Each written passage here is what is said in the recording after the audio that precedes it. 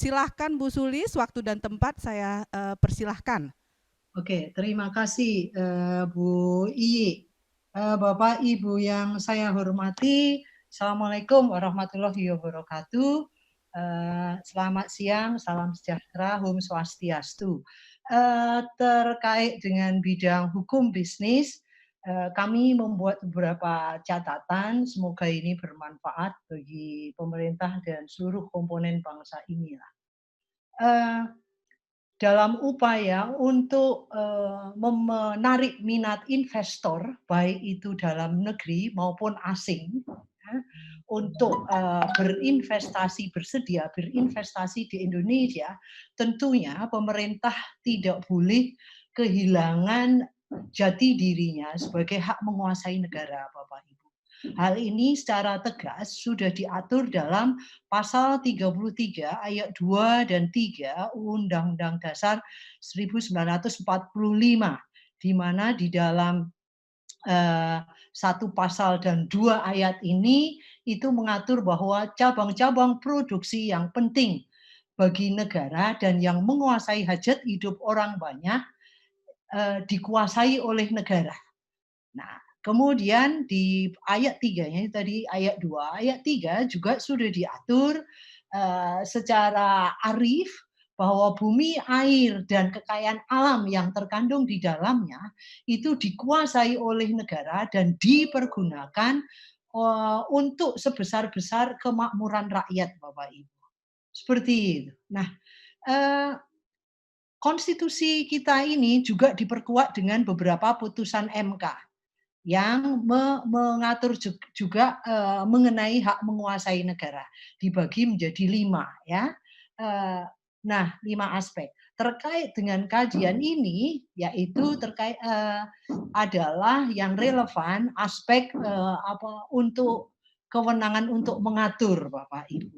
Nah, terkait dengan aspek hak menguasai negara, kalau kita lihat bahwa dari konstitusi maupun putusan MK sebenarnya sudah sangat jelas bahwa negara itu punya kewenangan mengatur. Tentunya di dalam melakukan pengaturan ini negara juga harus memperhatikan prinsip-prinsip pembangunan yang berkelanjutan, Bapak Ibu. Karena apa? Arus diskursus pembangunan global saat ini itu telah mengadopsi 3 pilar pembangunan berkelanjutan, Bapak Ibu, yang di dalamnya itu mengedepankan 3 pilar secara simultan, yaitu apa? Pilar ekonomi, sosial, dan lingkungan, Bapak Ibu. Seperti itu. Nah, mestinya 3 pilar ini harus berjalan seiring. Namun kalau kita lihat dalam Undang-Undang Cipta Kerja ini, nampaknya pilar ekonomilah yang lebih dikedepankan. Seperti itu, Bapak Ibu. Nah, tentunya ini berpotensi akan menciderai rasa keadilan masyarakat, Bapak Ibu. Baik dari sisi atau aspek sosial maupun lingkungan, Bapak Ibu. Nah, kemudian kami akan melihat langsung pada dua bidang, 2 klaster, yaitu penyederhanaan persyaratan investasi. Kalau kita membaca klaster ini pada pasal 7 itu di Undang Ciptaker itu terdapat beberapa pasal ya yang terkait dengan beberapa peraturan perundang-undangan. Contoh, Undang-Undang tentang penanaman modal nomor 25 tahun 2007. Ini juga terdampak oleh beberapa ketentuan yang diatur di dalam Undang-Undang Cipta Kerja ini nomor 11 tahun 2020, Bapak Ibu. Nah, yang tentunya di negara manapun kalau kita bandingkan itu juga masih mengatur bidang-bidang industri yang tertutup dan terbuka. Terbuka pun masih dibatasi. Memang ada beberapa negara, Egypt itu sama sekali ketentuannya memang berbeda dengan berbagai negara di belahan bumi ini.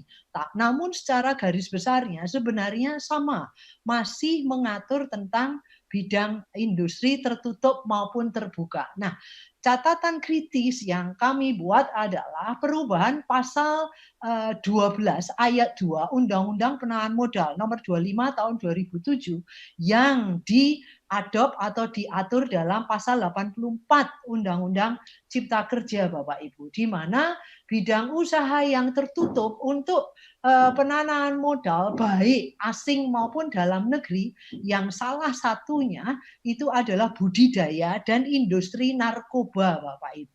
Namun kalau kita cermati di pasal 84 tersebut hanya mengatur industri narkoba golongan 1 Bapak Ibu. Di mana pengaturan golongan 2 dan 3?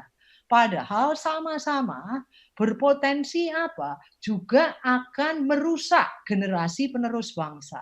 Nah, apa maksud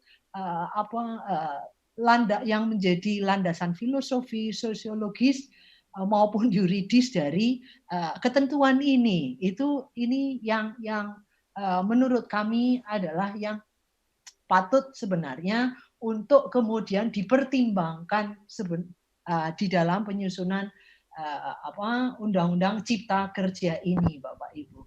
Nah, juga perubahan pasal 12 ayat 2 ke dalam pasal 84 angka 2 Undang-Undang Cipta Kerja itu sama sekali. Malah judul klasternya tentang penyederhanaan persyaratan investasi. Tetapi kalau kita lihat pada pasal 84 angka 2 Undang-Undang Cipta Kerja ini malah justru tidak mengadopsi Peraturan Presiden nomor 44 tahun 2016 yang mengatur tentang persyaratan investasi, Bapak Ibu. Yang seharusnya ini diatur di dalam undang-undang ini yang meliputi bidang usaha yang seharusnya diatur gitu. Nah, kemudian walaupun sudah, tetapi tidak semuanya. Terkesan memang Undang-Undang Cipta Kerja ini memberikan peluang sebesar-besarnya bagi investor, termasuk investor asing. Ini yang benar-benar patut dikhawatirkan. Apa maksudnya? Seolah-olah negara kita yang merdeka dengan kekuatan sendiri itu tidak berdaulat lagi, Bapak Ibu. Nah, kemudian modal minimum dan maksimum penyertaan modal asing itu juga tidak diatur seperti ini di dalam Undang-Undang Cipta Kerja. Ya, di situ di dalam ketentuan ini industri strategi seperti air, listrik, ya, termasuk di dalamnya industri persenjataan terkait pertahanan dan keamanan negara yang ini menjadi simbol kedaulatan negara. Juga tidak diatur, artinya diperbolehkan seluas-luasnya, sebebas-bebasnya bagi siapa asing. Benarkah ini? Apakah ini disadari? Padahal industri pertahanan dan keamanan negara itu menjadi simbol negara, simbol kedaulatan negara. Sovereignty principle sama sekali tidak diperhatikan dalam ketentuan pasal ini, Bapak Ibu. Nah, kemudian di 3 persyaratan untuk investasi yang merupakan instrumen vital untuk melindungi perilaku investor yang cenderung eksesif itu juga tidak diatur di dalam Undang-Undang Cipta Kerja ini.